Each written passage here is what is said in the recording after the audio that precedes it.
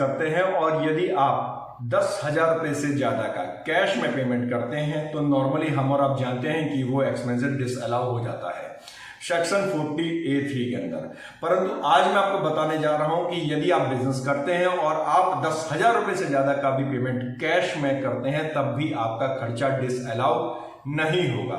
जी हाँ दोस्तों, मैं बिल्कुल सही बात कह रहा हूं कि अगर आप बिजनेस पर्सन हैं और अगर आपने कैश में पेमेंट कैश एक्सपेंसेस 10,000 रुपीज से ज्यादा किया है तो सेक्शन 40A(3) के अंदर जो डिसअलाउंस है, जो कंडीशंस है, आप उससे भी बाहर रहेंगे, आपका खर्चा डिसअलाउ नहीं होगा।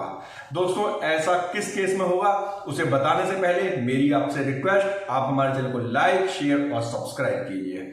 दोस्तों ये जो डिसअलाउंस है वो 40A(3) के अंदर है कि यदि आप 10,000 रुपए से ज्यादा यदि आप कैश में पेमेंट कर देते हैं एक दिन में किसी एक पार्टी को तो वो खर्चा डिसअलाउ हो जाता है।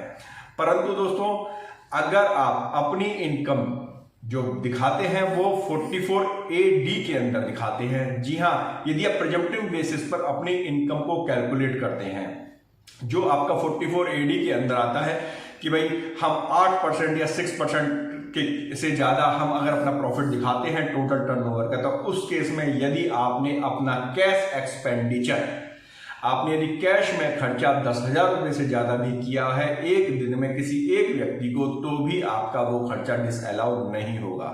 क्योंकि दोस्तों सेक्शन 44AD जो है वो ओवरराइड करता है बाकी सभी सेक्शंस को जो कि बिजनेस प्रोफेशन से रिलेटेड सेक्शंस हैं। तो जी हाँ दोस्तों, उसके अंदर लिखा हुआ है कि उसके अंदर बिजनेस प्रोफेशन से रिलेटेड और भी कोई सेक्शंस के रूल्स एप्लीकेबल नहीं होंगे और कोई प्रोविजन एप्लीकेबल नहीं होंगे।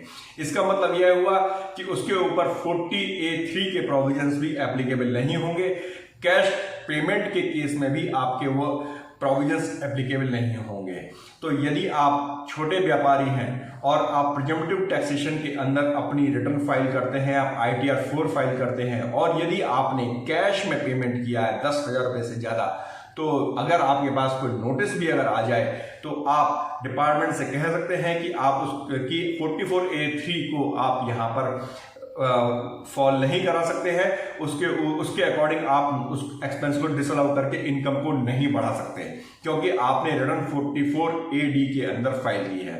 दोस्तों आपको ये जानकारी कैसी लगी हमें कमेंट बॉक्स में कमेंट जरूर कीजिएगा। हमारे चैनल को लाइक शेयर और सब्सक्राइब कीजिए। नमस्कार।